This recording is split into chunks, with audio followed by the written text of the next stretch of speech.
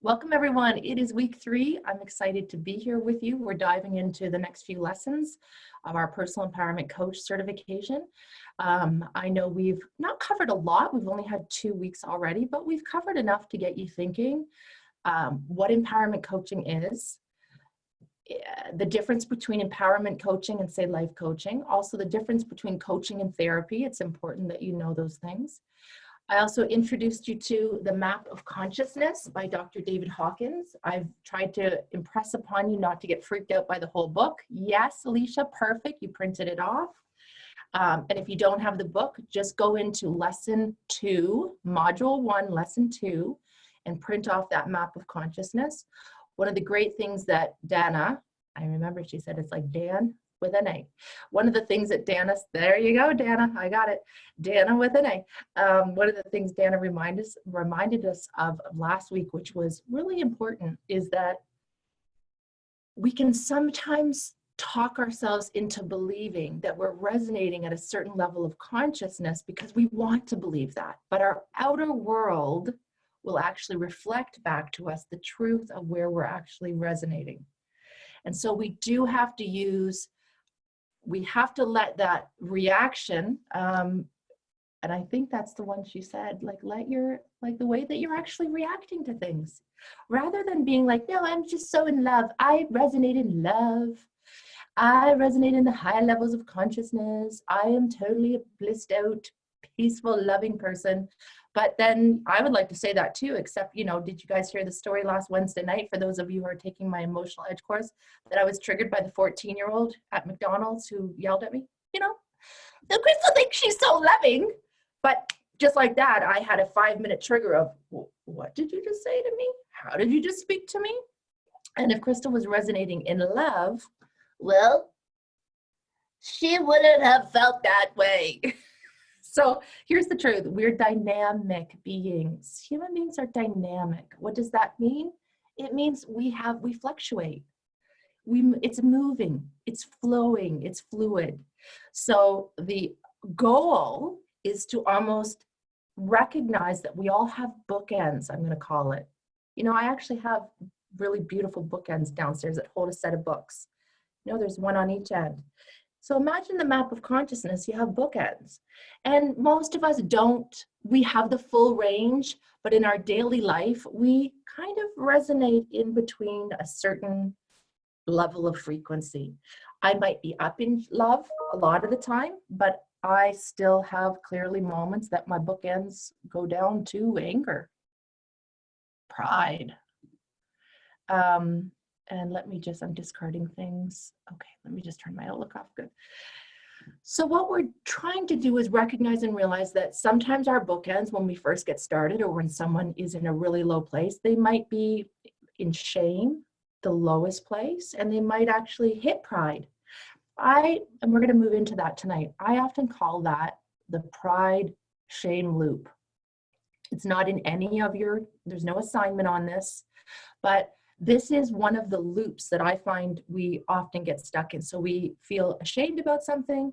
Then if you were to move up that map of consciousness, there's guilt, and then there's apathy and grief and fear and desire and anger, and we hit pride. And pride for a lot of us is the most empowered feeling. That's what spurs a country on to war. Pride, that feeling like I'm better than you. I know more than you. I know, don't treat me like that. And there's a lot of dignity. And so for a lot of us, that is the best we felt about ourselves in a long time. Think about the person, let's just use the example of someone who's lost a lot of weight. And let's say they might even think, I'm resonating in self-love, or I'm resonating in so much love, but they don't realize that everywhere they go, they want to tell people about the diet they did, how they lost weight, and you should do it too. Or I just quit smoking, so now I can't stand cigarette smoke, because if I'm around anybody who smokes, my self-righteousness comes out and wants to tell people how you can be good like me. So this is the pride loop. And then what tends to happen is when we get to pride, there's such a feeling of, I never want to go back down there. And there's this self-righteousness that can kick in. And then we can't really be courageous enough to just go a little higher, which is, it's not my truth that matters so much, it's the truth. It's not just my truth. Well, this is my truth. It's my truth. Well, there's a whole level of truth that's higher than each one of our truths. And that's where we can get stuck in that loop. So I do just want to let you know that we all have bookends. And I have found the shame pride loop is a big bookend.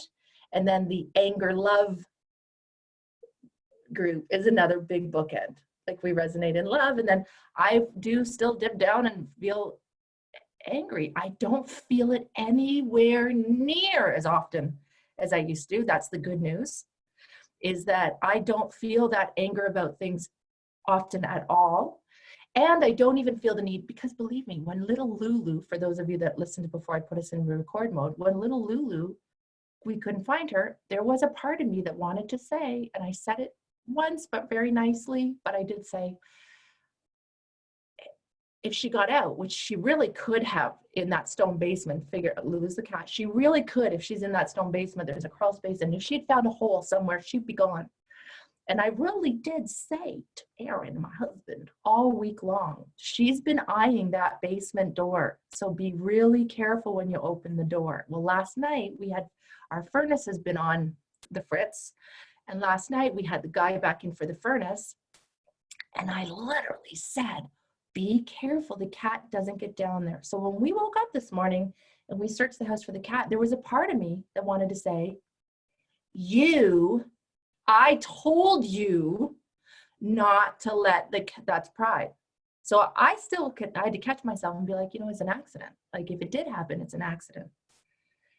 And I have to catch myself from falling. And then when we found that, Aaron was the one who actually found her, and he was like, I'm so glad I found her. She was under the house. She really did get down in the basement. You were right. But I'm so thankful that I didn't say, I'm right, because it's just an accident. Things happen. So, but this is where we have to catch her. I still find myself falling down from the love and the joy and the peace down sometimes. Here's the great news. Here's another interesting thing.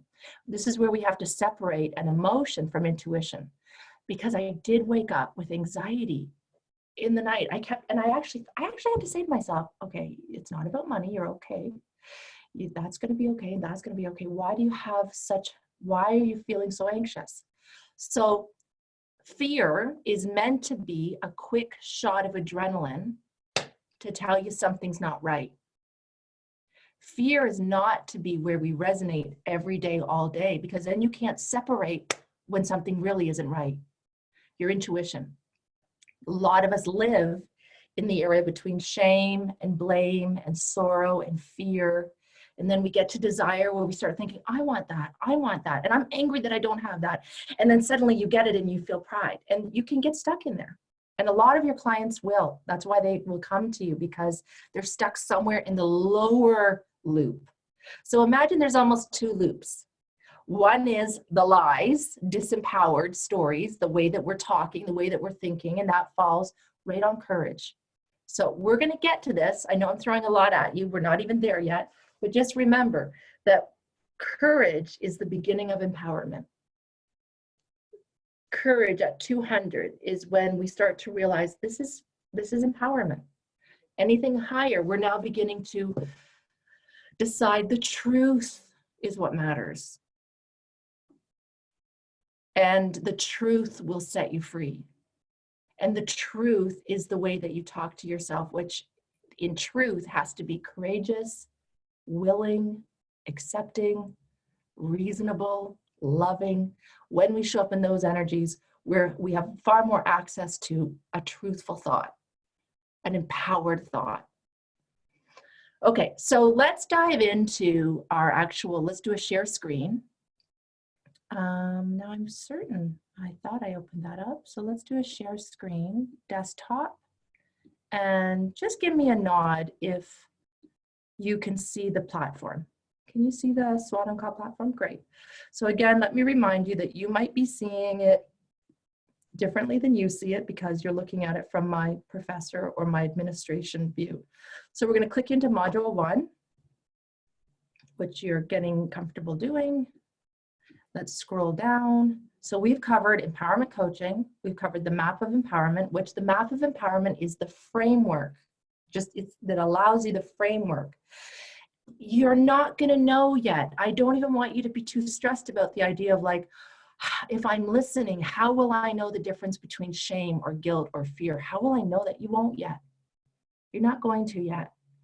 Don't, and I want to say this because I've done it enough times that women start listening to the coaching practice calls and they can sometimes get themselves freaked out because they think, well, I thought she was in fear. Well, what did I just say?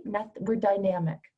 So we are moving. She might be moving through shame and then it's a little bit scary and then she comes back down into, so we're trying to help you recognize, just think of the bookends.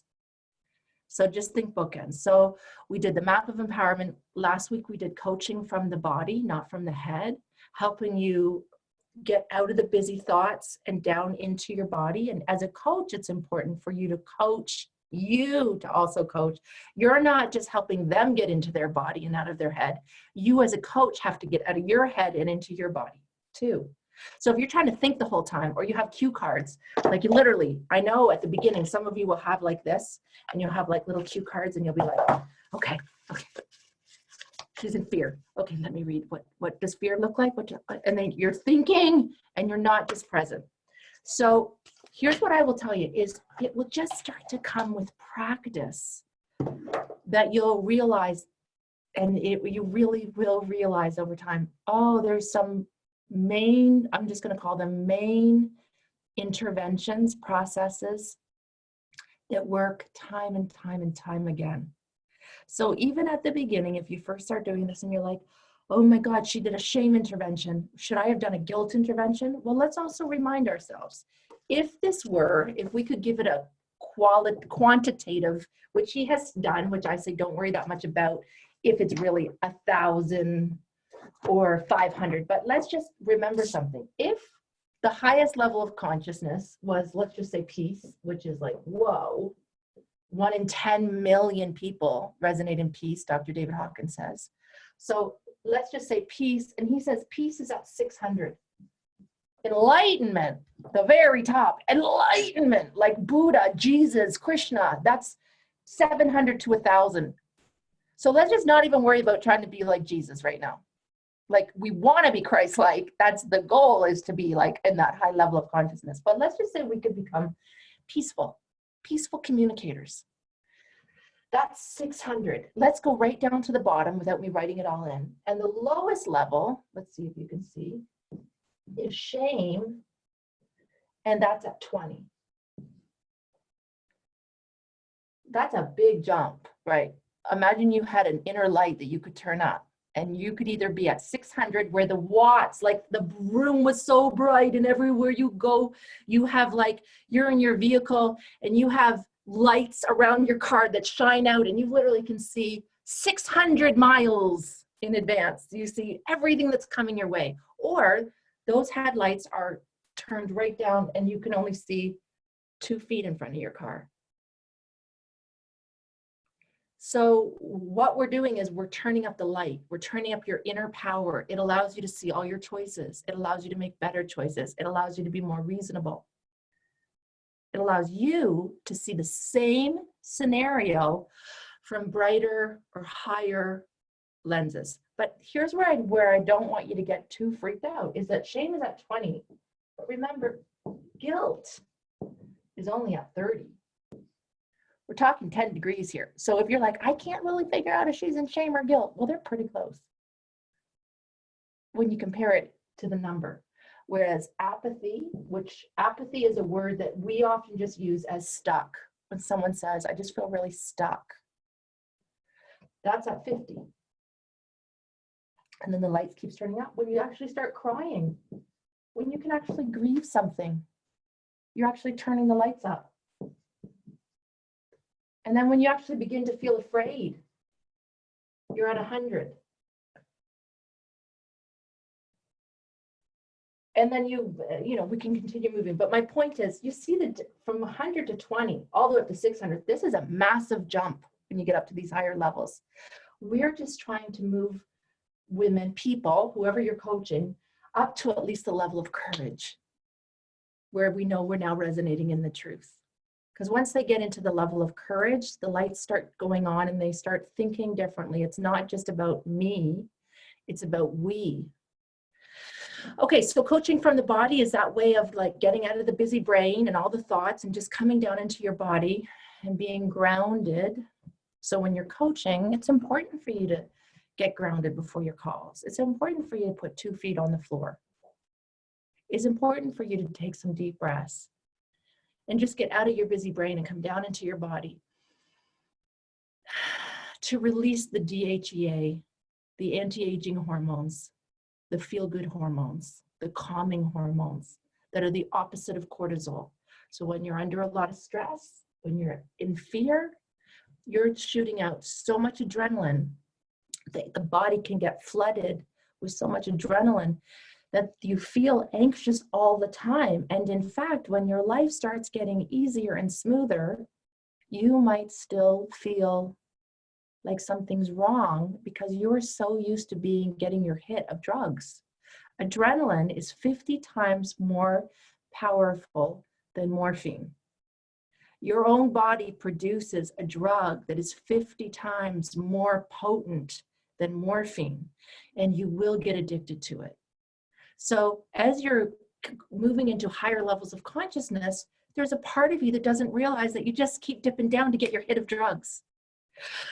Or anger, like think about the power of like, yeah, and then you go, and then you're like, whoa, I just got a huge hit of like, woo! And you don't realize that some of us, if we grew up in an angry environment, that becomes familiar. And you need that hit again of that drug in your body so that you feel like, oh, I can calm down now. Fear creates that and anger dissipates it. Anger is almost like you imploded or you explode.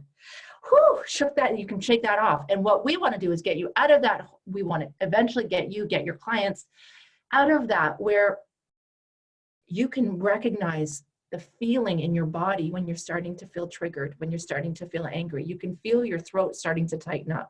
You can feel, what did you just say to me? And instead of going off, you go, oh, I'm not giving my power. I don't do it this way anymore. We don't do it this way anymore. It took me probably 2 years of saying to the kids when they became teenagers, and then they would fight, and then they would fight and yell at each other, and then I'd be yelling at rude, and I was rude, and everybody was yelling, and my internet might be going out.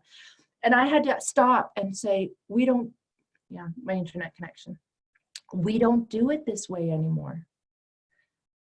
We're not saying that yet. So when you have a client that comes and you're talking and you're listening, you're not saying things like, we don't do it that way anymore.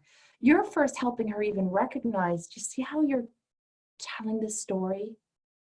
Do you see the level of light that you're looking at this with? Do you see the how much energy you have? It would resonate. If it's in a low place, of course you're going to feel exhausted. Of course you don't feel like you have energy.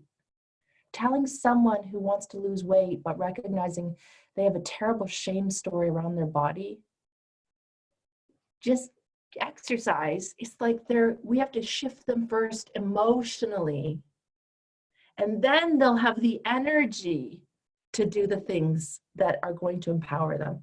So this week, we're diving into lesson 4. Let's have a look at it. So lesson 4 is a coaching call that I do with Sarah. This is your this is your first chance to listen to a real life coaching call that I do. It's your chance to, what does that say? Observe the power of connecting a coaching client with their emotions right in the beginning of a coaching session. Notice how this intervention was the perfect tool for setting the tone for the coaching session, as well as getting to the core of the client's dilemma. So here's what's interesting. You can listen to the call with Sarah right here. Then there's an assignment. So as I always say, what's the first thing you do? Look at the assignment so you know what you're even listening for. How did the coach connect with Sarah? How did the coach connect Sarah with her feelings in the beginning of the coaching call? Just listen. What emotions can you mostly sense behind Sarah's words from the moment the call opens up right until she explained her story of coming to Canada from Brazil and how her career unfolded after that? Why does she feel these emotions? What part of personality did the coach connect her client with? And why do you think this might have been a good intervention for this client? What strategy or intervention from this coaching call can you see yourself using with your clients and why? Okay. First of all, what part of personality? That right there might be like, I don't even know what you're talking about. So one of the things we do with our style of coaching is we call it working with parts. We're going to get to that again in time. Working with parts means it gives a client tremendous relief to help them realize there is the real you. The you would be if you'd never been wounded, you'd never been broken, you'd never be, if you were your higher self, your soul, your Christ-like self, your greatest self. This is the real you. And then we all have a wounded, that's how we call it. It's just like this wounded part of you. Those of you that are doing the Emotional Edge course know that I go even deeper with working with parts, which are like, well, there's mother energy and daughter energy. But right now, we're just saying what part of the personality did the coach connect with? So here's the great news, ladies, that I want to tell you. Okay, we're going to go back. Remember I told you we go back? Here's the great news, that when you go into this coaching, the answers are there too. It actually would shock me when ladies would say, I can't get the assignments in. And I'm like, I don't understand. You get the answers right there. So look here's the answer key. We're going to go to it. Isabella literally wrote a PDF. How did Crystal connect Sarah with her feelings in the beginning of the call? Well, the answer's here. You can actually read it and say, Crystal took the opportunity to connect Sarah with her feelings right in the beginning when Sarah said that what she admired about Crystal was her wisdom. Crystal then explained that the secret to wisdom is to feel, not to think. She assured Sarah that there is no need to take any notes because the call is being recorded and asked her just to stay out of her head and relax. Crystal explained that it's important to communicate the truth as long as it is communicated with love. She invited Sarah to breathe that into the truth and to tune into her body and say, okay, this is what I feel inside. I also gave Sarah the permission to feel whatever she needs to feel in that moment, whether it's joy or sadness. In the meantime, deep breathing was encouraged. Why? Because breathing gets you connected in your body. Crystal gave Sarah a couple of examples of what she might be feeling. When Sarah said she felt anxiety, Crystal instructed her to connect with the part of her body where she felt that anxiety. Okay, so let's move on. What emotions can you sense behind Sarah's words from the moment the call opens up? Well, what we felt was guilt. We felt that Sarah was sharing that she felt guilt. She felt guilt for not being able to anticipate that by postponing her decision to have a baby, she would increase her chances of never being able to conceive on her own. For not taking sufficient and appropriate care of her body. She felt very guilty about that. She felt sadness. One of the first emotions Sarah felt from the beginning of the call was sadness, grief. There were some tears relatively early on the call. She's probably sad because she would like to conceive a baby on her own, and now she's not sure if that's going to happen. She might be also sad because she's afraid that she's missed out on something important. She also felt anxiety and fear. You see, it's not just one emotion. We feel different emotions, but guilt, grief, and fear, they're all in a bookend. They're all really close to each other. What part of the personality did Crystal connect her with? Crystal connected Sarah with the negative or the critical blaming voice inside of her, the part of Sarah's personality that's putting under immense pressure. So I'm just going to move along here. And that's it. There's the answers. There's the questions. By making a distinction between the real Sarah, and we called her like grandma-like figure, which would be mother energy, Sarah was able to gain more compassion for herself, as well as more distance from the dilemma. Okay, so I'm just going to go back, exit out of it. So this week you're going to have lesson 4, that coaching practice, and we're going to move into shame. So again, there's a video, there's notes, And there's shame and acceptance. There's also a strength meditation that you can download. You can share it with clients, or you can listen just to yourself. That strength meditation I did in one take with Natalie Hughes, my friend Natalie Hughes, my friend since grade 6, and she plays all the music at all my events. And it's so neat that we're friends for so long. It's special. But again, let's first things first, let's print off the shame assignment. So shame, we know we're starting at the bottom. We're not starting at the top. We're going to start at the bottom, and we're going to just move you through. How would you describe shame? Describe in what way shame is similar to and different from guilt. Describe what it means to validate the client and why it's extremely important to do that when someone is in shame. What does it mean to speak shame? What does it mean to identify your client's shame triggers? Is this an intervention you would use in your first session? Explain why or why not. Okay, so let's just go back out. So let's go back to lesson 5, shame. And I love the notes. Professor Isabella created all of these notes, and the answers again are all here. Working with the levels of shame. Let me make this a little bigger. Shame is the lowest level on the map of empowerment. Even if you don't have the book Power versus Force, the information is all here. And because it's the lowest, it's important for you to understand it well so that you can recognize it fast and shift your client higher with an appropriate intervention. We live in a culture that makes shame a taboo subject. This is why it's often difficult to recognize shame in ourselves or in our client, because we're ashamed of being ashamed.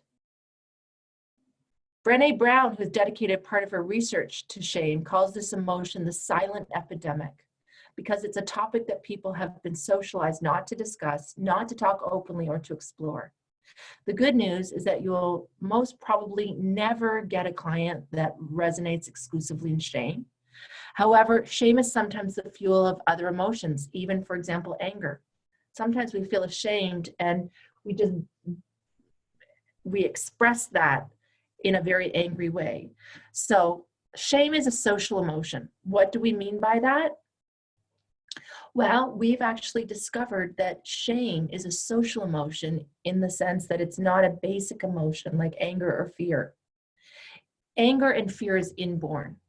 You feel fear even as a baby, and you can feel angry even as a baby, but you don't feel shame as a baby. You'll never feel ashamed. You wouldn't be like, oh, I'm so ashamed I went poo-poo in my diaper. That's just not something. But when you hit a certain age and your mom starts saying, you can't go poo-poo in your diaper, you gotta go poo-poo in the potty, or whatever it is, we start to realize, oh, I'm ashamed. And the reason that shame came about is because it forces us to align with our tribe. And when you're a little girl, when you're little, you depend exclusively on your tribe to take care of you.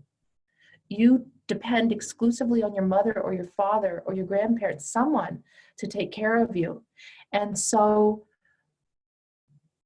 the shame is this feeling that who I am is not enough. Shame literally feels like not what I did is not enough, but who I am as a person is not enough. And that's the big difference between shame and guilt. Shame, the focus is on this particularly flawed, bad self. We see ourselves through these flawed lenses, almost as though something is inherently wrong with us, like at our core. If you knew who I really was, you wouldn't think I was so wonderful. If you knew who I came from, you wouldn't think I was so wonderful. Shame is this idea, and you'll talk to some clients that you'll just listen and you think, is this like, and I'm just so relieved that I don't have to carry that. But there was a time I absolutely did. This is what I will tell you. This is why I know this work is so powerful. I don't have one iota of that feeling anymore, but there was many, many years of my life. And probably you might have your own story of someone who embarrassed you or bullied you or was mean to you or abused you or sexually abused you. Sexual abuse in itself will instantly make you feel tarnished at the core. Anyone who has been sexually abused is going to carry a story that like, I'm tarnished goods. Like if, especially if you were raised with the idea of like girls are supposed to be pure until they get married. And if you were sexually abused at any age, there's a story that says, I'm no longer worthy. Part of my worth has been taken, it's gone. So guilt is different. Guilt is what I did or didn't do was no good. Shame is who I am is no good. Guilt is the terrible thing we did or we didn't do. I feel so guilty I didn't do something. I feel so guilty I didn't say something. I feel so guilty I didn't stop it. I feel so guilty and it doesn't always have to be so deep as sexual abuse. It could be, I feel so guilty that I'm a working mother, or I feel so guilty that I'm a single mother, or I feel so guilty. Guilt is less devastating than shame, simply because it's condemning a behavior versus the core of who you are. So when you're listening to someone coaching and they're talking a lot about what they did or didn't do right, that's guilt. Shame is this idea, and Isabel has written, it's also that we almost violate the norms and standards imposed on us by our culture or our community or our society. How many of us have body shame? We literally feel like if we don't look a certain way, we have shame about who we are, how we look. And this is why guilt, in some cases, can be beneficial because it means we can shift them higher. And here's the truth.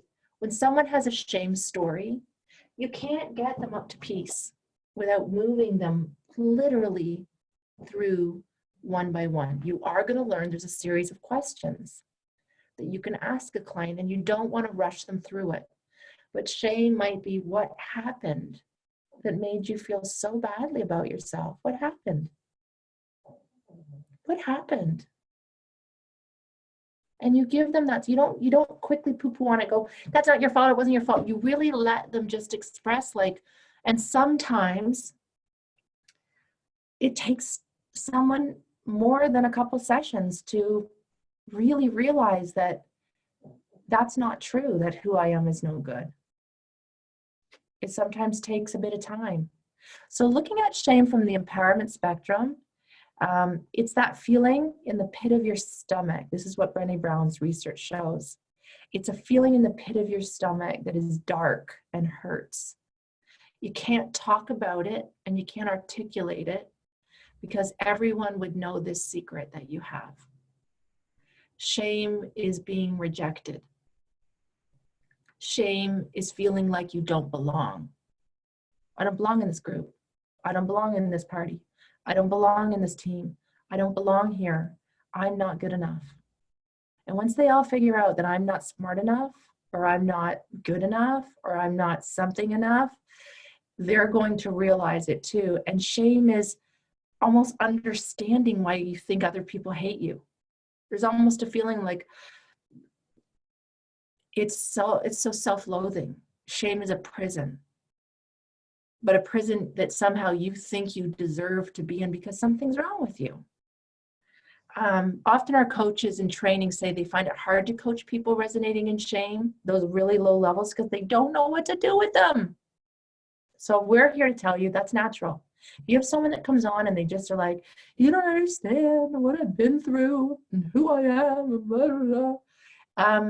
Your main job is to show them who they really are, so they can start operating from their real empowered self rather than this wounded self. So on top of that, let me just see the stuff. Is that the end of that? Yeah. So on top of that, okay, no, there's another page, I knew it. So some of the things you might do for an intervention, what we call it, is just really applaud them for having the courage to show up. When someone feels a lot of shame, reaching out for help takes a massive amount of courage, because the basic message is almost like, I'm not worthy of taking up your time for talking for an hour about myself. There's almost a feeling of like, I feel badly that you're coaching me because somehow you're more valuable than I am as a human being. And we automatically silence our voice. We feel embarrassed of those stories. And stories make us those secrets make us very sick. And we become even more disconnected than we already are, because the need to belong and relate is the basic need for survival. So we don't want to tell people about these shame stories. So one of the basic, and it sounds so simplistic, is literally just really applauding them. Thank you so much for showing up today. Thank you so much for showing up today. Let them know that they already did the first big step towards empowerment. They reached out for help, even if they feel really vulnerable right now. You know, when someone has the courage to just make the decision to book a mentor call or to book you as a coach, you have to realize that for some people can be massive. It might have taken them 50 years to actually think they're worthy enough to talk to somebody about themselves. The other intervention that seems almost so simple, like, really, that's the intervention for shame? It's just reflective listening and validating. You are not giving them advice. You're not telling them things they could do. You're just letting them know they're in a really safe space, and you're listening, and you're just validating them. So before we go deeper into validation, talk about what reflective listening is. It's simply mirroring back what your client is saying, but don't say it in exactly the same words that you sound like although you'll hear me often say, you know, I always have a pen and paper and I'm just writing things down. And, you know, I heard you say, you might reflect something back. Like, let's say a woman complains that her husband is working long hours and is never home. You might just reflect back to her saying, you know, so what I'm hearing is, like, you feel really upset because you'd like to spend more time with your husband. So the statement is not parroting. You're not word for word, although you will hear me sometimes say, you know, I just wanted to write down the way that you said it. And then you reflect it back to her. She might actually hear that. And she might feel so validated that someone's finally listening. Just really listening to her, not fixing her, not judging her, not telling her that her husband is a hard worker and he really probably loves you and you shouldn't feel that way. Just validating, listening. Now, validation, think of reflective listening. Validation is, it's okay to feel that way. Not only are you saying, so I'm hearing you saying that you're really feeling lonely, you're missing your husband, you wish he cared more, that he wanted to be at home more. And you know what? It's okay. It's okay to feel this way. What you're feeling makes sense. I understand why you feel the way you feel. There's nothing wrong with feeling the way you feel. In fact, most people would feel and behave the same way if they were to find themselves in the same situation as you. We're all raised with so many constricting messages as to what's okay and what's not. And so what we're really trying to say is, your feelings are okay. It's okay to feel what you feel. And oftentimes they don't even realize it, but they're almost asking you, am I okay even if I feel what I'm feeling? So shame gets almost eliminated when you say, I think that seems absolutely normal that you'd feel that way. When someone says to you, I've been grieving, my husband passed and it's been this many years and I just feel I should be over it. I think it makes perfect sense that you'd be feeling the way you feel. Empathy is an antidote to shame. Just empathize. I hear you. I'm hearing you. Wow. Wow. And a word on empathy. The number one skill that will enable you to master reflective listening as well as validation is empathy. What you'll listen through my calls, and I am a spitfire in real life, and I am a spitfire in my calls, but I really say it as I see it. That's just part of my personality. But I will tell you that when you start to listen to my coaching calls, over time you'll realize there's so much compassion I have for people, so much empathy, because some people that you're coaching have been through a lot, some hard times. And really remember that when we have empathy for a person, it gives them so much hope. Gives them so much hope. So you don't want to act like, I don't understand that. Well, why would you feel it? You're just listening and saying, wow, you might even when your client is sharing experiences that you did not go through personally, you have to train yourself to relate in some way to things that are not familiar to you. So let's say someone is talking about something that you're like, I've never been through that. You don't say, I've never been through that. You just have to train yourself to understand that that's how this person is feeling. And when they're in that low place, the last thing they need is to feel judged.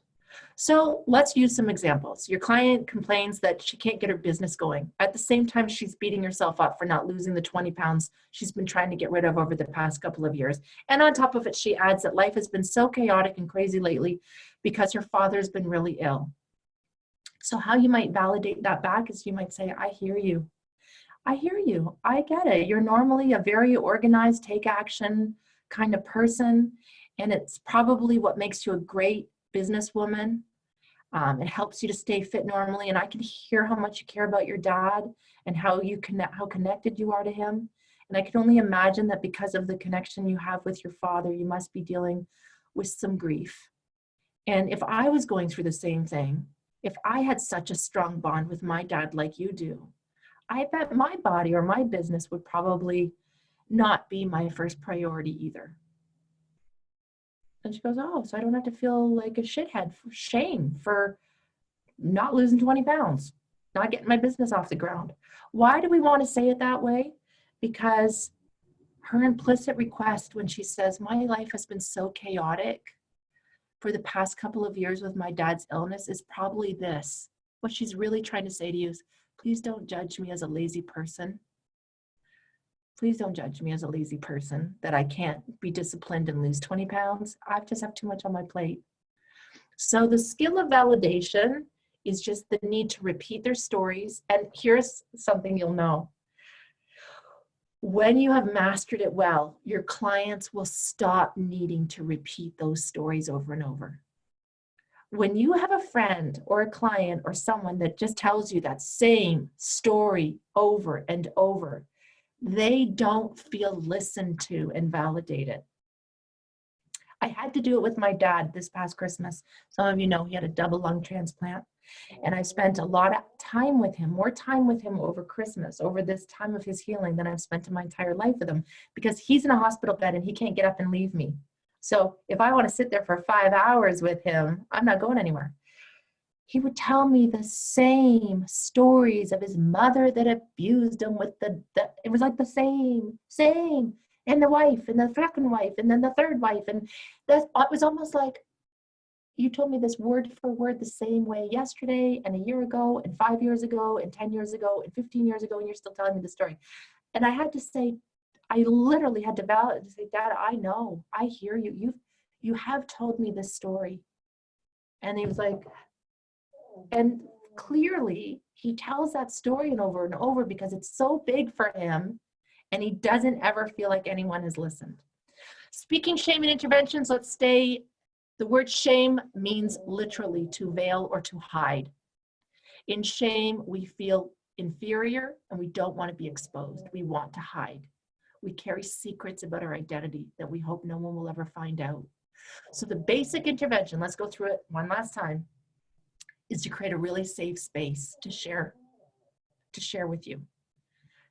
And if they're not able to talk about secrets openly yet, you might just give them an assignment to write in their journal and share parts of their secrets that they feel like sharing and disclosing in their journal. You can encourage them. These are all your notes. You can print this all off. So one of the questions I would ask is, if I felt that, I'd just say, what happened?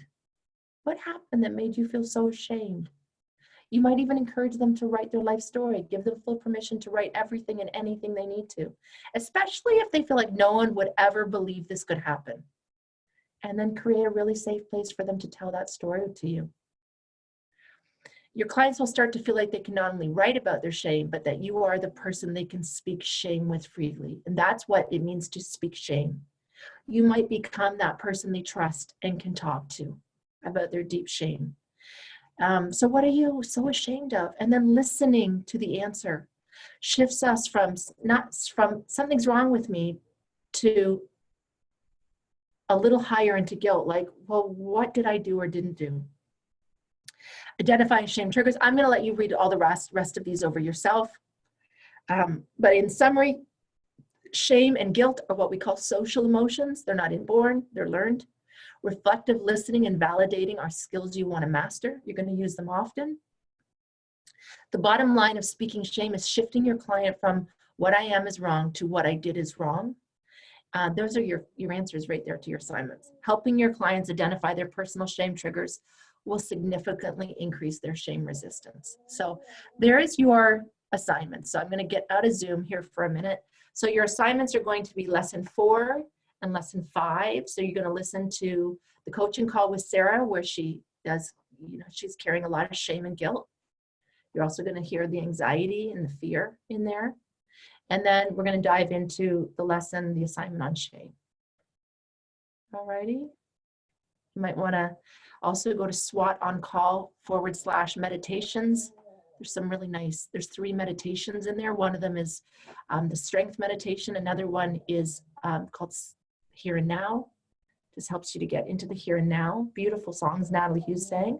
And the third one is a longer meditation that I did to help you get into the body. One of you asked if when you're, I think it was Betty said, when you're taking someone into the body, do you let them eat? It's very intuitive. When you're bringing someone into their body and they say, oh, I just feel this pain under my shoulder right now. You wouldn't move away from it. You might say, well, let's dive into that. It really is intuitive and it's going to come with practice. But one of the things that I have done is created a meditation that you can listen to over and over for yourself. And then you can adopt it in your own way so that when you're doing that meditation with someone, you have a guideline to work from. So I want to ask if anyone has any questions. You can go to the More button and click More. It will raise your hand. Or I'll just scan through here and see if anyone has any questions on any of the assignments to date. Alicia, do you have a question? Yes. Okay, let's unmute Alicia's line. There you go, Alicia. What's up?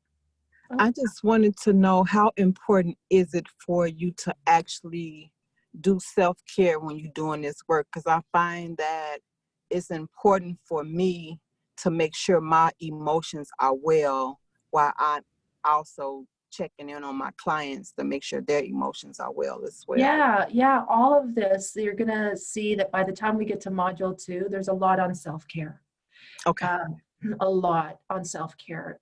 And because it's the truth, like here's the thing I want to remind you, and and this isn't to, when you first start and you're not practiced, you might take on stuff that's not yours to take on. It's your client's story. It's your client's shame. It's your client's emotions. It's not yours to take on. You don't have to take it on.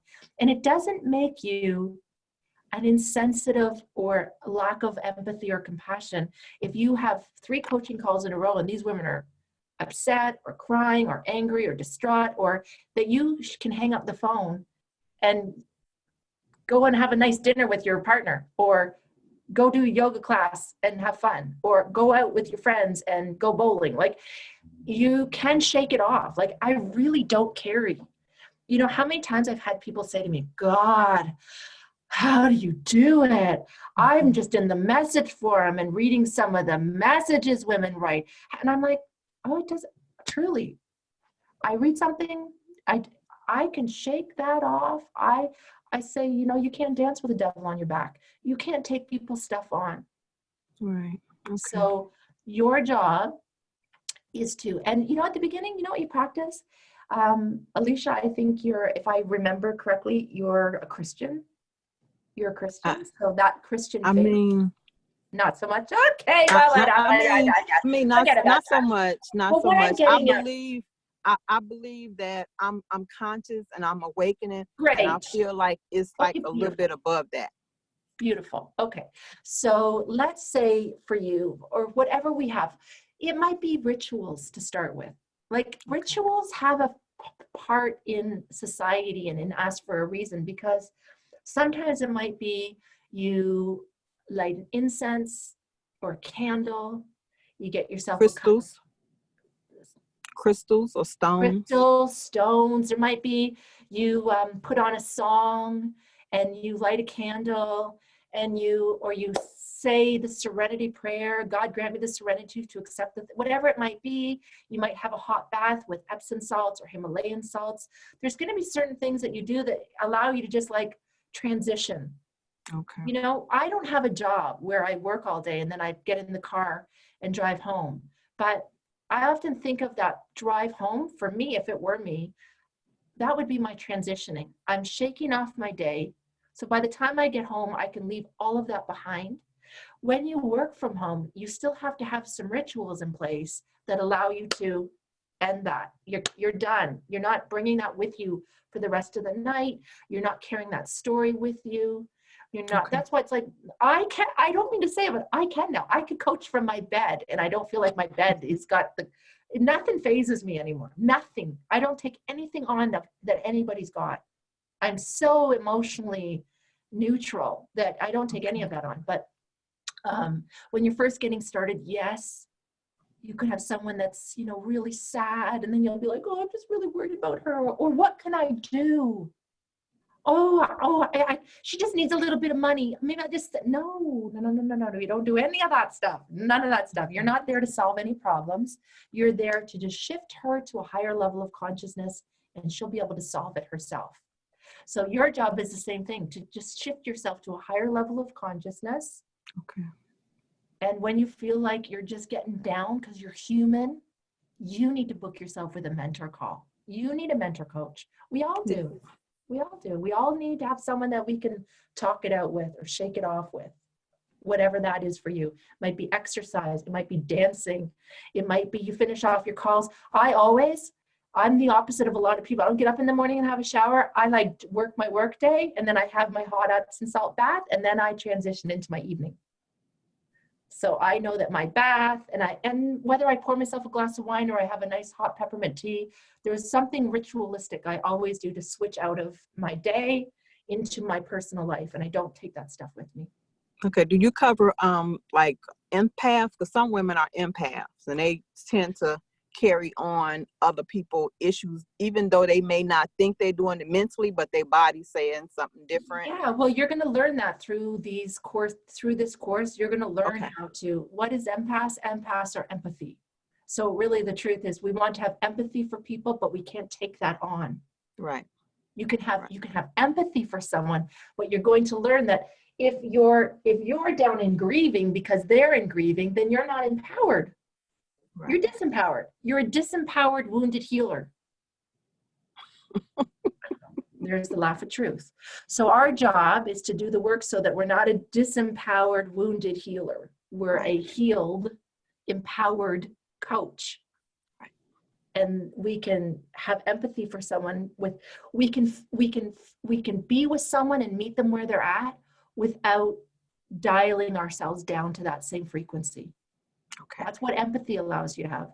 Empathy allows you to have empathy for what they're going through without you dialing yourself down to meet them. Okay. Makes sense. Great question. Thanks, Alicia. Anyone else have any questions? Anything they want to add, comment?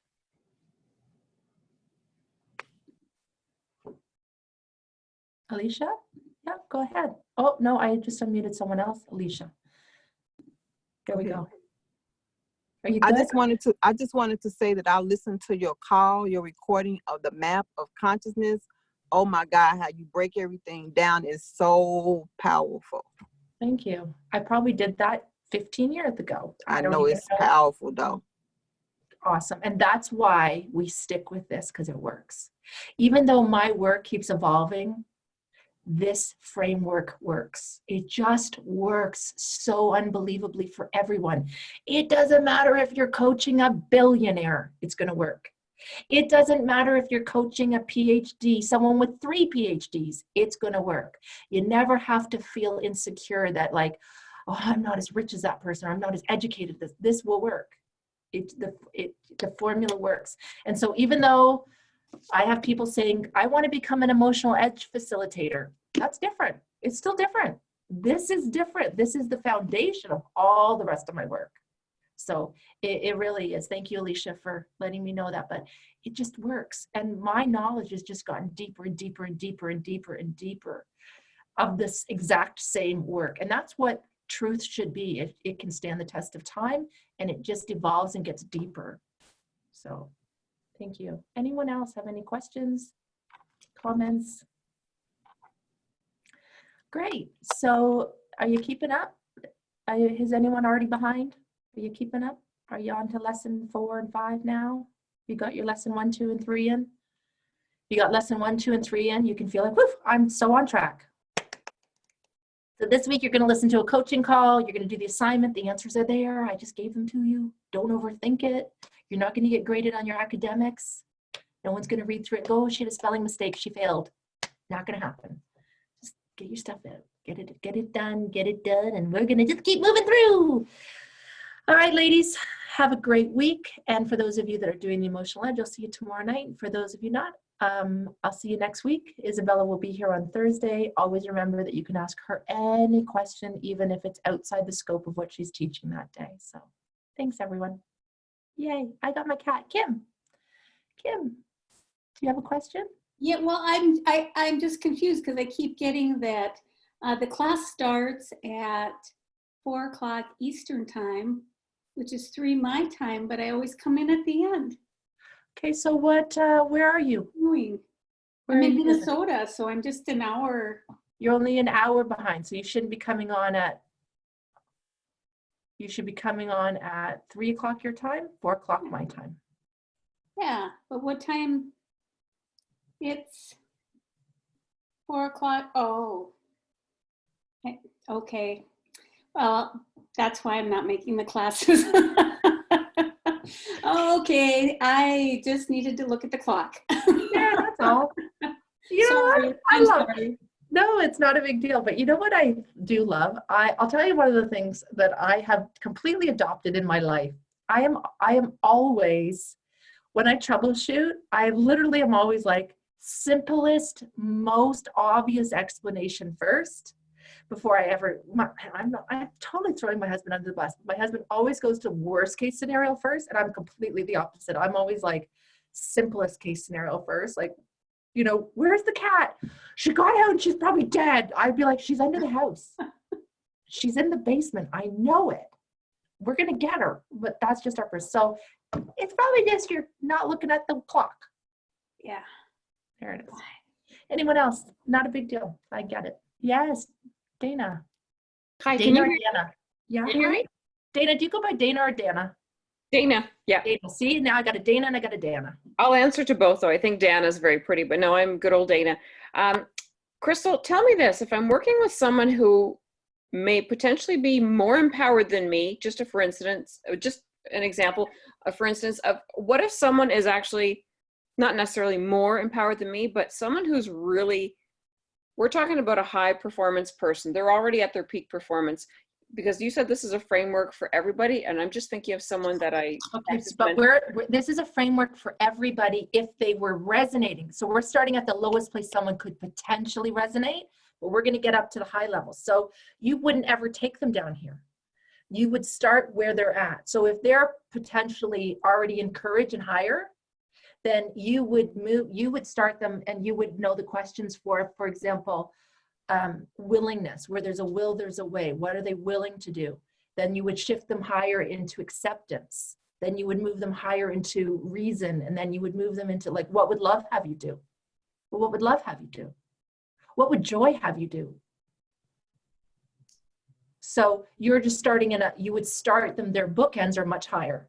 And the truth is, high performance coaching is, you're talking, it's not that I'm going to say it's not this style of coaching, it is, but you're talking about the higher levels of consciousness, and we're not there yet. We're going to get there week by week. We're going to keep building someone up, but we're talking first, we're starting off at the lowest place someone can be, and then just building emotion by emotion. Right. So you're always listening for where they're at, and if they're really, really high resonating. But here's what I will tell you, Dana. Someone can be really high resonating, but if they have a problem, they're not high resonating when it comes to that problem. So that's where you can't get freaked out and be like, I'm coaching a high performance person. I can't bring them down here. Right, Well, I get it. If when you could be coaching me and I'm really high performance person, but let's say I'm struggling in my marriage. Everything else in my life is amazing, but I'm struggling in my marriage. You would have to know there's a story that I'm telling myself about my partner or about me or about marriage that's not high resonating. Where did you learn that? And if you could tell me what you're feeling under the surface when it comes to your relationship, what are you feeling? Sad. Okay, then you got to go right back down to grief when it comes to that. Not their whole life, not their money, not their high performing job or their sport. I've coached Olympic athletes, but it doesn't mean they don't feel sadness about their mom. I have a high gold Olympic athlete, had serious disconnect with her mother, but she's high performing and has a PhD. But when it comes to her relationship with her mom, there's shame and sadness in there. So we're dealing with that story. And that's why I'm saying don't let people intimidate you, because they're high performance people. We still are human beings, and we still have the full range of emotions within us. And that's what I mean about someone. You could have someone that's a billionaire, but it means you probably don't have to help them when it comes to money, but they might listen. I have someone who is one of the biggest musical producers in the world that I coach. But that person struggles in their relationship with their child. So I don't need to give them advice on how to produce music. But in that relationship with their child, I still talk to them. And I talk so much that I will be like, da, da, da, da, and they listen. They're not acting like I'm all that. They're listening like, clearly you know how to raise a kid. I'm going to listen to you. You've done a good job, the two of them. So I would help them to recognize there's a story in there around your relationship with your child. And how does it make you feel? I feel so guilty. Why is my kid struggling? Why does my kid have an addiction? What did I do wrong? You have guilt. You can't keep parenting this kid out of guilt, because you're going to keep showing up like a guilty parent. So we have to actually shift that person emotionally until they can actually show up in that parenting with that child with courage, neutrality, willingness. And then we can start to make headway in that relationship. Does that make sense, Dana? Yes, and I totally get that we can be crushing it at work and, crashing in relationships. And I'm still trying to figure out how to appeal and speak to, when I say a high performance person, someone who may be someone who can't articulate exactly where they need help. They don't know it yet. Like for us, well, we're going to talk about empowerment, and they're like, I'm empowered already. Like yeah. So there's a reason they're coming to you. Don't want to ever go to somebody and tell them you're going to help them. But if they come to you, yeah, then there's something where they're not empowered in that area.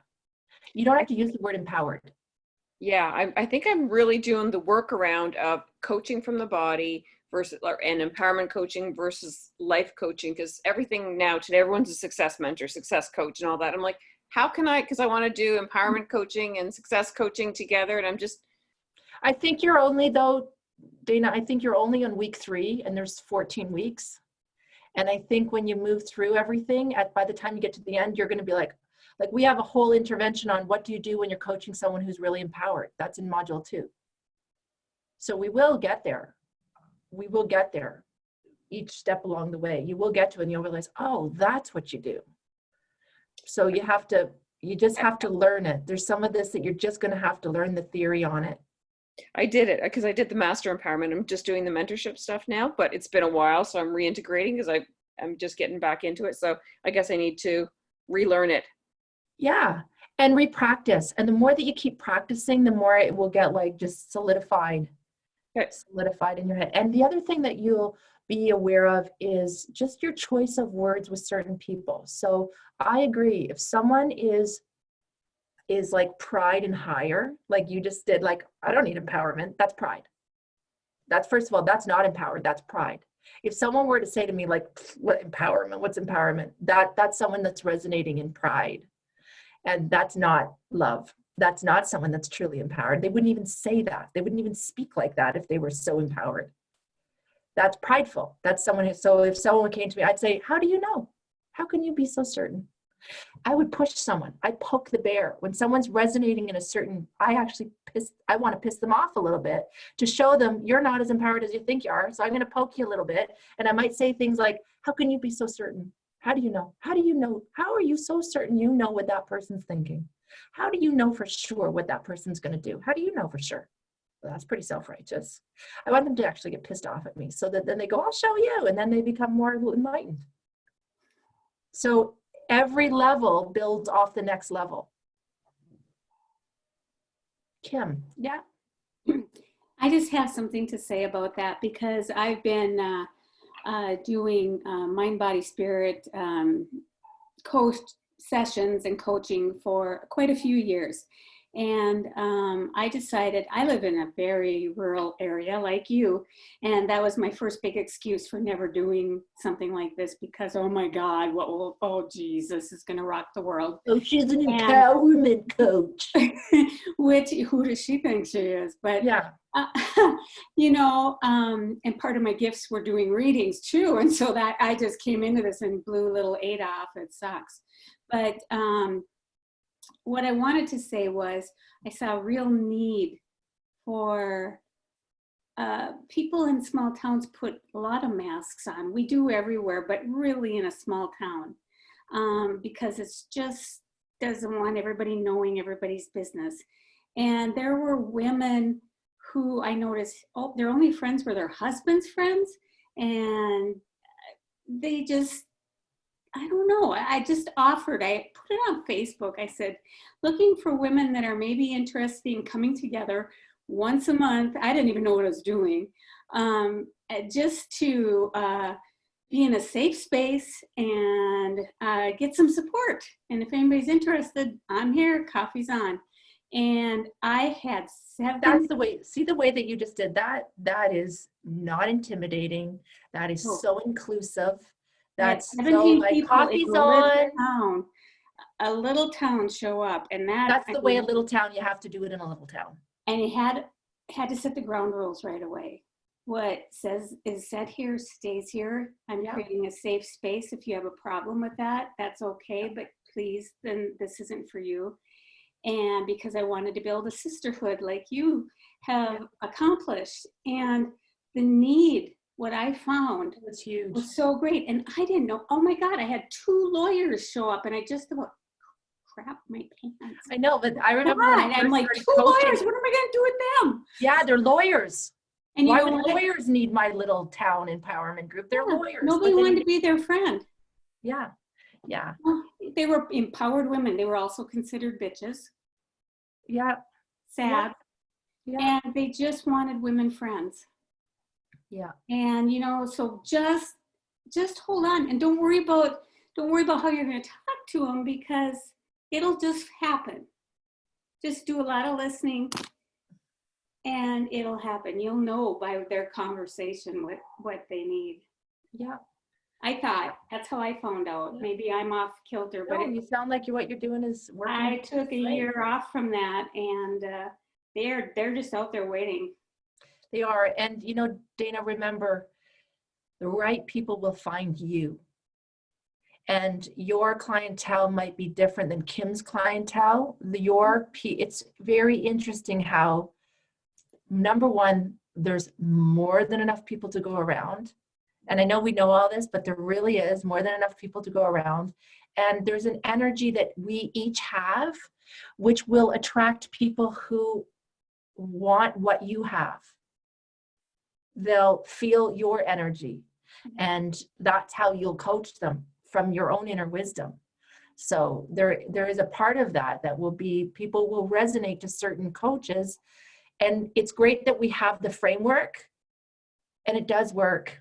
Dana, once you really get into it, you'll realize, holy damn, this works. Okay, I'm really into it, having gone through it before. It's just getting at, I want to ask something, but not to poo-poo, but I know you've got the strength to counter it. So I'm just going to put it out there. Yeah. Someone said to me, a very high-powered person, like, because I'm in a lot of camps in California, and he was laughing at me, and I was like, totally jazzed, empowerment coaching. And he was like, are you kidding me? Everyone's doing empowerment coaching, and you're just going to be attracting the broken bird syndrome. I'm like, no, I'm a smart, strong, successful woman. You know, and he was just like, oh, please. So I'll let my share here in this forum be something we can all learn from, to hear your response, because it's just like, this just throws everything on its head. This is what I'm working towards. Well, that's a very self-righteous person, and you have to decide what, listen, I'm going to tell you something. You're hearing that because you're giving that off. That's the truth. And whether you want to hear that or not, that's the truth. Because when I didn't feel confident in what I did, I would have people go, and where did you go to school for that? And why did you get that? It's like, how am I getting asked this many questions? Once I stood in my power, no one ever spoke to me like that again. No one ever questioned what I did. And, you know, if you have someone that goes, oh, what's that empowerment, blah, blah, blah. Like, you're not well, I wouldn't be helping you. I clearly wouldn't be coaching you. You wouldn't be someone who needs to come to me. And I'll tell you this, if I have clients like Kate Beckinsale, and like, if I started giving you the list of my clients, you would say, oh, so they're not weak and broken and wounded. We offer mentorship coaching for some of the weak, I don't want to say the weak, but some of the people that are like, I just want to test the waters. But when you create your website, your branding, who you are, what you do, and how you put it out there, like there was a time where I had men that would talk to me like, I would think, I can't believe how this person is talking to me. But I clearly was giving something off that invited them to think they could speak to me that way. And there's something that you would be giving off that would allow a man to go, give me a break. That's rude. I get that, and I'm with you, because this is the playground we're in. We're all about the frequency and the vibe. What I'm saying is, absent a dialogue upon first meet, what kind of coaching? Empowerment coaching, and like right out of the hopper, that's what they say. Like, what vibe? Dana, that's you. I'm going to tell you that's you, but that's an energy you give off, and I felt it off you many times before. That's an energy you give off. So you're giving off that energy that allows people to go, what's that? Because you're not confident in it. You haven't moved through it. You haven't taken it. You haven't seized it. So you're not fully confident in it yet. So you're not giving off a confidence about what you do. I know what I do. I know the people I've coached. I know the changes I've made. I know that this works. And so no one would speak to me that way and question what I do.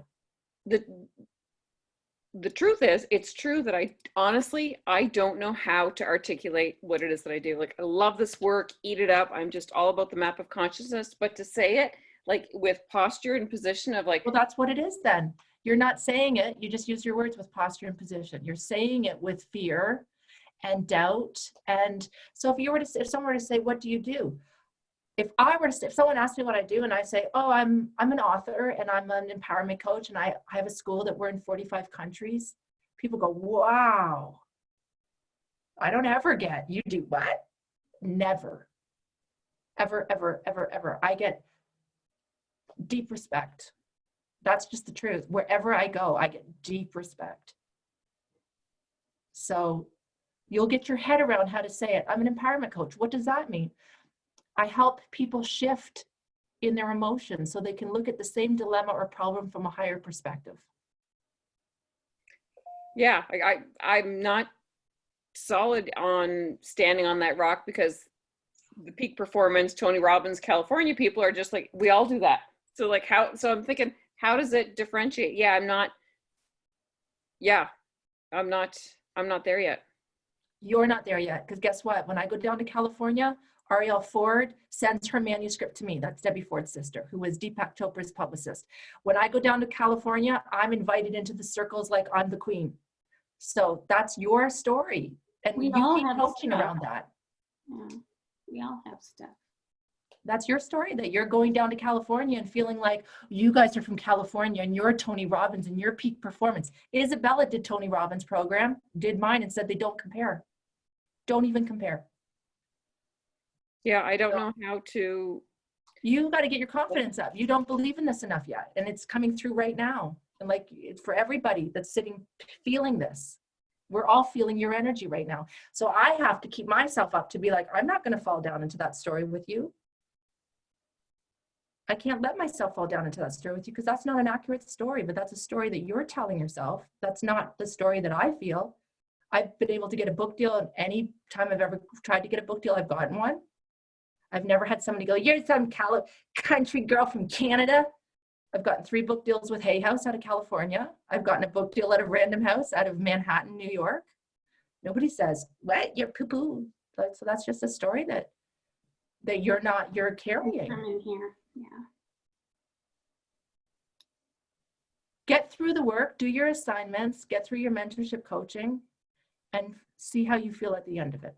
And maybe you need some coaching around it. Because you're still resonating in self-righteousness, Dana. You haven't pushed through into courage and higher. That's the truth. You're still resonating at a level of self-righteousness. And I'm trying to think, where's the self-righteousness on the map? Where's the, pride. Right under courage. Okay. Yeah. Okay. You're so certain. You have this air about you that you're so certain about what you know, but what if you're wrong? What if empowerment coaching is breaking through? What if empowerment coaching is like, I just almost feel this is like, I'm letting myself feel frustrated. I'm letting myself come down to this story that you have around this. So if you came to me as my student, you know what I would say? Why are you doing it then? If we were coaching and you started saying all this to me, I would say, well, then why are you doing it? You should go do Tony Robbins. Why are you doing this? Why are you doing it if you don't believe in it? I am saying I do believe in it.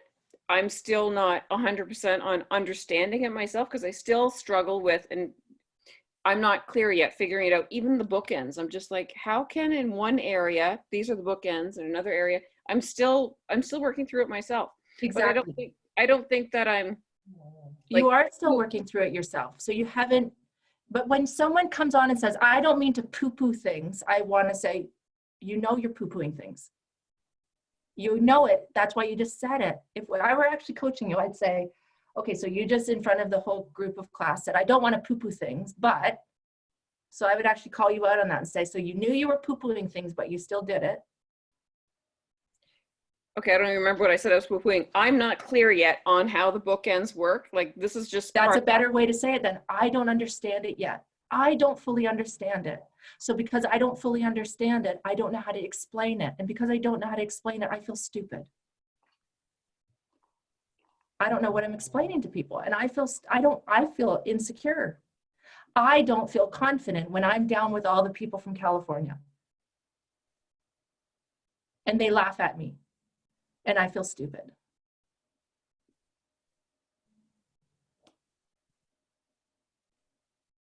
Okay.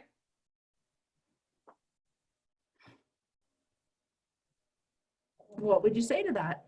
I would say it's not only the A team of a particular, like that it's just California. I'm thinking in general, whether it be California or small town or anywhere, I'm just still trying to, for myself, reconcile how I can help people from an energetic level. I just go back to my very first mentee, my practice. I thought, I did the 3 sessions with her and I just thought, I don't know where else to go with her. Like, okay, so if we're clear on where she's resonating and what's to come next, it's just like, okay, that's great. We know where she's resonating. Now what? I think she was— Where was she resonating? Well, I don't remember now. I have to go back to it. It depends on the 3 sessions. And you're saying like, now where would we go? Well, then you would start discussing problems. First, you handle the emotional energy. Yeah. Once you get them to a high level of energy, then you can tackle the actual problem. So once you're already up there in a high level, then you could say, now let's talk about what's going on. Oh my God, Leah, your cat died. And I've just been talking about my cat. Oh my gosh, I'm so sorry. Dana, I'm back to you. I just saw a message. Aw. So Dana, I would say that I guess I'm not sure where you're at. Are you already mentoring people? Yeah, I've done all this before. So I completed the master empowerment stuff a while ago. So I'm just coming back now to do the mentorship. So I've been away from it for a while. For me, because I've done so many different things, so many coaching programs, too many coaches in the kitchen kind of thing. I'm trying to think, how do I stay in the lane of energy? And because so much is about strategy, because I want to kind of marry the No two. one says you can't do strategy. You can do strategy too, Yeah. especially if someone is high performing, then they're not in a low level of consciousness. You've already got them to the higher level, then you can strategize. Strategizing comes secondary though. That's what we're trying to say. The first thing you want to do is get someone shifted to a really high level. Then once they're emotionally in a high level, then if you have the skills to strategize in those areas, then you can go into that deeper level of problem solving and strategizing. Because I definitely have clients that are very high resonating, and not just high resonating, extremely successful. So some of the calls are, she's saying, so I was thinking about doing this in my business, and I don't know, what do you think? Like, I'm a business coach for some people because they're at that level, but I think we're talking about two different things. I think everything you're saying, I'm like, got it. Like, I totally get it intellectually. I think a lot is very much in my head, and I think if you've been away from it for a while, like you keep saying, I did this already. Even that, the way that sounds is like, oh, I already know it. Well, So I'm responding to your comment that once you get into it, this is where we are on week 3, and I'm saying I've already. How long ago was it that you signed up for PECC? Oh my God, a long time ago, but I did the assignments, I don't know, a couple of years ago, and I did the mentorship. So it could just be that you did assignments years ago and you're just getting reacquainted with it. Like, there must be something, Dana, that keeps you coming back to me. Yeah, I believe in it. I'm not saying I don't believe in it. And that's what I'm saying. I want to remind you that there's something in you that keeps bringing you back to this work. So there has to be something. I never left the work. I've always been in the work. I've never left. That's what you say when someone says, well, what is this thing you do? You say, I love this work. I love this work. I love working with emotions and energy. I love it. Oh, that's poo-poo. Okay, well, it's poo-poo for you. But it's not poo-poo for me. It lights me up. I love it. And I love the work I do with my clients. And that would shut someone down right there. And I wouldn't even worry about that. That's not your client then. Well, this is a whole other side convo, but I've just, aligned with a big brander, and I'm just like, well, it's women's empowerment. I got my name down. I was all jazzed about it. And he just like poo-pooed it. Everyone does empowerment. Like anyway, so that's a whole. Well, everyone thinks they do empowerment because it's a trending word now. Well, this is why when I interviewed, I was like, yeah, everyone says it, but I'm like, no, it's like real empowerment. Like that's what I mean. But there is a difference. Like everyone says, oh, I'm in empowerment. And I say, where did you study? Where did you learn it? So,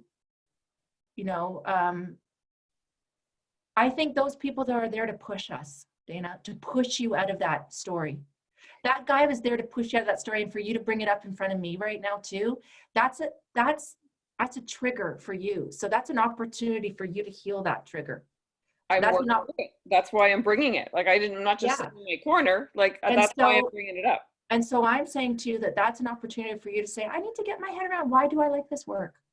Why do I like this work? Why am I brought back to it over and over? Why have I come to so many of Crystal's retreats? Why do I? There must be something here that lights you up. There's no question. I know that. I know that's like affirmative. Nailed. Got that. There it is. So I would, if somebody asked, like everybody does that, I would say, well, number one, not everybody does do that. That's just crazy to even say that. And I would say, because I love it. Why do you do that kind of work? Because I love it. Because it makes sense to me.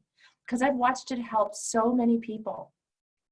Hundreds, thousands and thousands of people that I've seen it work with, that it's exciting to be a part of a movement.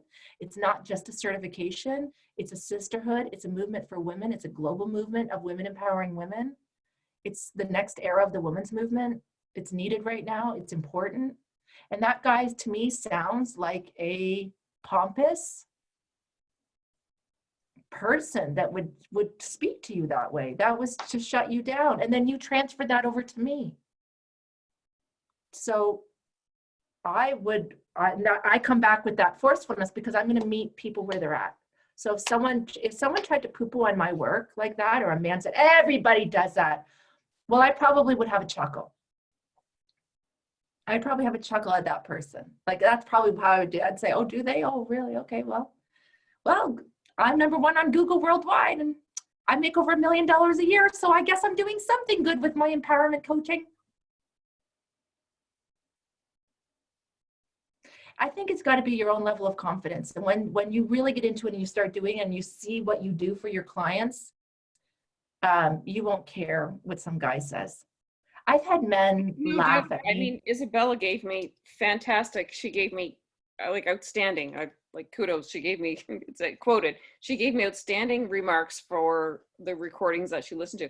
I'm down with that. I'm still, you started this a long time ago. Like you, I don't want to say invented it, but like you say, you brought empowerment long before it became everyday speak. So that's right. Before it entered the vernacular. So I've been with you forever. You've been doing this forever. I've been with you on the ride doing it. Exactly. So now I'm just like, and Dana, I'm still figuring it out. You're a perfect example of someone that I would say where you were to where you are. Dana, where you were when I first met you emotionally in an abusive relationship, you weren't even married yet, and you freaking married the guy, then had a kid, then went through divorce, then you have like you're like stepping into your power now in a big way that you didn't have back then. So I just always find people are there to kind of either, lift us or knock us enough to become a little bit of, you'll see. And for me, when I have someone that like questions me, knocks me, I always just let it make me feel more like, you'll see. And I don't have to prove anything to anybody. And you don't have to prove anything to anybody. So I'm figuring it out for myself still. I'm still trying to because I want to build the bones of my business because I did all the theory, the intellectual stuff. Now I just need to finish the mentorship practice. So I don't know. I've done too many things. I just need to be laser focused. I have way too many things, and I'm involved in so many projects, so many coaching groups. And so that's what this is right now. You're overloaded. Yeah. And this work is being watered down for you because you've got so many places that you're spreading yourself that it's not, for me, I'm so laser focused on what I do and how I do it that I just know it works, and I don't have to try to figure it out with each new client. Like what coaching style am I going to use? I know what I use and I know how it works, and people come to me because they know what they're going to get. And there's sometimes I'm going to give someone a huge hug, metaphorically speaking, and there's sometimes I'm going to push them off the fence. And you got to know what to do with your clients. So for you right now, I'm pushing you. I just have to get back into the mentorship. I mean, it's a practice. It's when I do it, I think I'm afraid there it is. I'm not gonna, I know it's not to give them the answers, that would be in strategy camp, but to say, oh, show you who you really are. I feel like we were once special and now everyone's claiming to do what we do. So, well, you know what? I agree. There was a part of me sometimes when I see people writing like empowerment coach, I literally want to say, where did you go to school to become an empowerment coach? Why are you writing that beside your name? You're not that. You didn't go through our program. I know you didn't. Why are you saying? So I get it, but don't worry about that, because I think what will happen that will stand the test of time is when you say to people where you studied, it's going to make a big difference. I think when you can say where you studied, because Dana, right now we have, I don't know if Virginia's even on the call, but there are women in different countries right now that the SWAT Institute is being so recognized. It's being considered under the same healthcare as, people's healthcare plans. They're getting their oh, I get it. I'm on board. Like same team. Like I totally get it. I think the missing link for me too is just with these people that I'm working with, the brands for my build right now are just like, no one cares about what school you went to. People just want the results. What's the result you're going to give? And bullshit. I almost want to be like, is this the Shanda Sumter, the Sasha Sterling, you talk about California, is that what you're talking about? The women who are saying, I'm not limited to that. No, I'm talking I'm about just saying, like, I women. love them, but there's also a school of thought where there's people saying, nobody cares where you went to school. Really? So if you went to Harvard or you went to a community college, nobody cares where you went to school? That's I'm an bullshit. elitist. I'm all about, I've got my degrees too, so I'm education. There it is. I'm an elitist. That's the self-righteousness. That's that pride. That's there it is I'm right there. saying that it does matter to me about the school thing because I Yeah, it believe does in matter. everything. It does matter. It So does it's matter. not just the Shanda or the other people in California. And I'm not putting them down. I'm just saying there's too many, because here's what I'm going to tell you. If you were to ask Isabella her thoughts on those California coaches, they're ruining our industry. Like, that's what a lot of the real coaches, like real true coaches, are saying. My God, these people, they're out on the West Coast, they're charging $50,000 to come into their program. They're ruining the industry because people go through those programs and they don't come out making millions. Are you making millions? How many of those programs have you gone to out there? And how much have they taught you how to make millions? So much in different things, but I haven't even started a business. I don't even have my business started. So That's I'm how not many even of there them. yet. Like that's there it is. We could talk forever. We're half an hour over our time now, so we should run for now, but definitely you could always get yourself signed up for coaching with me if you want some one-on-one. I still offer one-on-one coaching. Get yourself signed up for a mentor coach. We're never too good to be coached and to be reminded of what it is that we do for each other. And just remind yourself of some of those words that you used, like, so that you'll recognize you are powerful. You will get powerful people that come to you. I hear that a lot. Thank you. And from you, in one vein, you're like, oh, you're low, you're self-righteous, and then No, that's your low bookend. Your bookend, you fall down into that prideful, you're like, how is it going to show up? And how I'm an elitist. Like that's education. Yeah, because I don't believe that story in there because you're an elitist, and I don't mean it in a mean way. I'm not judging you in the slightest. I'm helping you recognize that level of energy. That level of energy is, I'm an elitist. I have my degrees. This really matters. I have to, and when I'm telling it to someone, I need to be respected for what I'm doing. And I got laughed at, and that pissed me off. I don't know how to articulate, well, what results are you going to drive? I'm like, well, you don't know yet. You don't know yet because you haven't been doing it once you get into it. So once you get into it, doing it, and you're actually doing it, and you'll say, what results? I probably have a lot of women here, just even in this group, that have done coaching with me that could tell you the results they got. Or have gone through my programs and could tell you the results they have. You know, I just know I know my results. So I can't say my results are your results, but essentially they should be.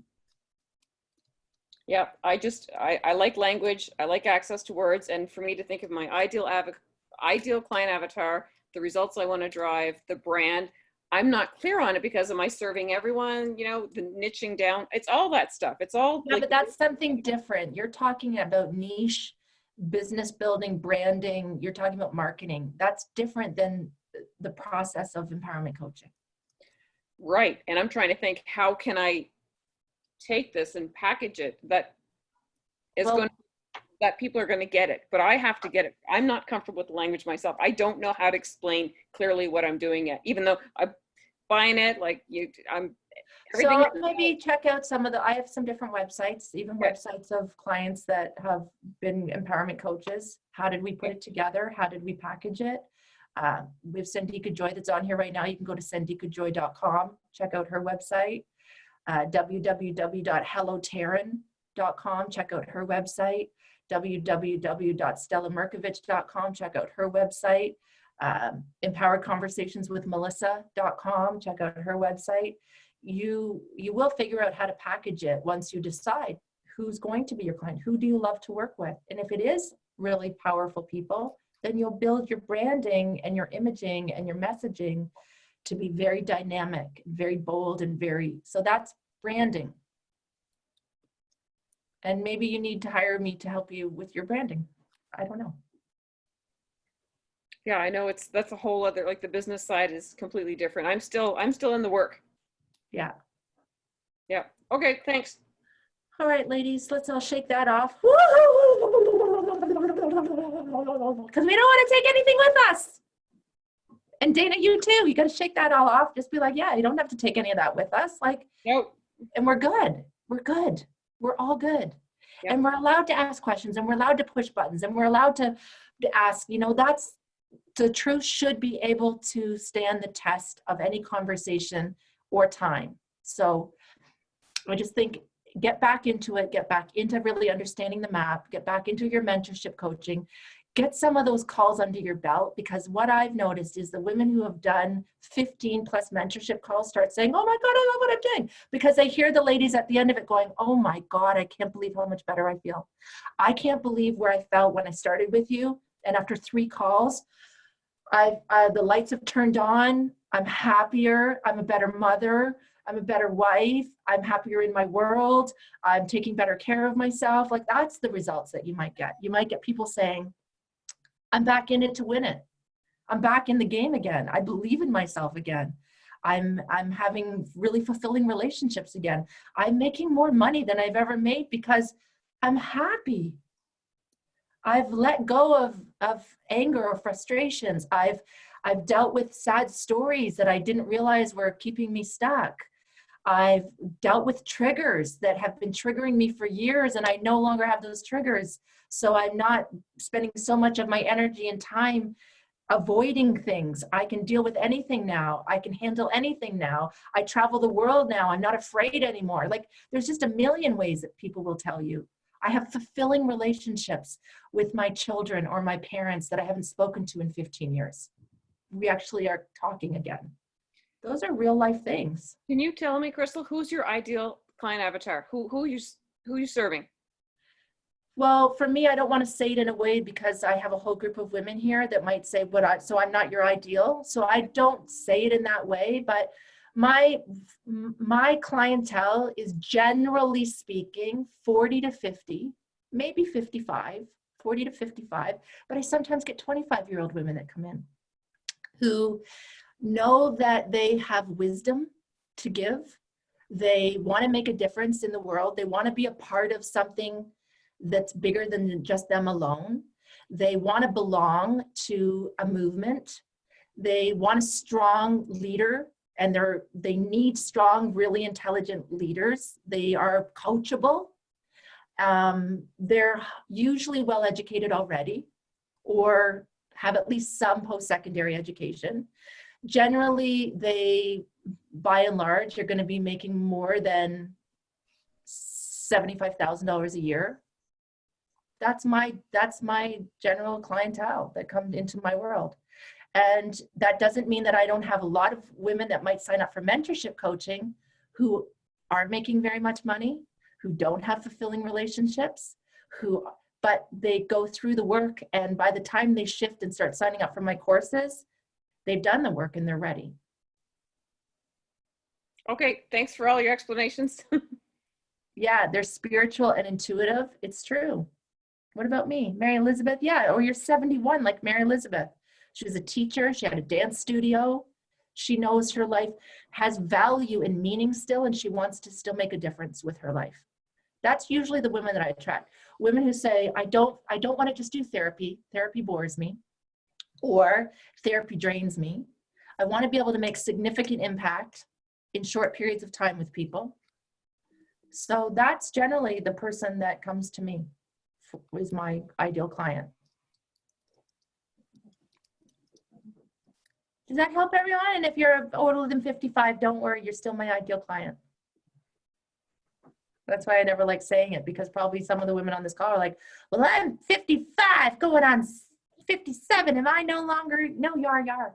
And if you're really young, you are. Like, it's always exciting to me when I have people outside of that range. When I have people that come to me that are 70, I go, what? And when I have women that come to me that are 20, I go, what? Because that just means it's expanding. But it doesn't mean, generally, it's probably the 50-year-old woman. She's probably 50. And she's like, maybe raised the kids. And now she's starting to say, like, I want my life to really have meaning, and I want to love what I do, and I want to feel joy in what I do, and I want to make a difference, and I want to make good money, and I don't want to work for anyone else, and I don't want to have to work really, really long hours. I'd like to have impact. That's generally. Okay, we've had a 2-hour call now today. Not really, but 1 hour and 45 minutes. So, whoo! Thank you. That's me helping women find their shine, helping women shine it up, giving them better communication skills, better communication. And here's the truth. So many of the women in this program are well educated already. So I always get like, wow, I can't believe this woman's coming to me. I still get that feeling of like, wow, that's so super cool. Or like when people sign up for coaching with me and they're like really, really, really successful, I'm always like, wow, that's so super cool that you found me. So, and it doesn't mean I wouldn't help someone that doesn't have post-secondary education or that all of that. There's some women that just come in, they're like, I have no post-secondary, but I was really smart in school and I should have gone to university, but I didn't. That woman finds me too, often. I should have, but I didn't at the time. But now I'm ready. All right, ladies, sending you all loves and hugs and kisses and smiles and hugging you, and lolly blues. And you'll get it, Dana. You'll get it. It'll click. It really will click. And that's part of your personality, is you're a thinker and you just want to really make sure you're so confident. I get that. You want to be so confident when you get out there, but a huge part of this confidence is going to come from practice. And it's going to come from the results that you see in the people that you're working with. Then that's going to give you the, holy shit, this works. Wow, it works. And your loving light is what's going to be part of it. People are going to be like, oh my God, whatever you have, I want. That's a big part. That's probably why people don't say to me, oh, poo-poo on your empowerment, because they feel like whatever you're drinking, I want some of it. Whatever you're doing, that empowerment stuff, I want some of that.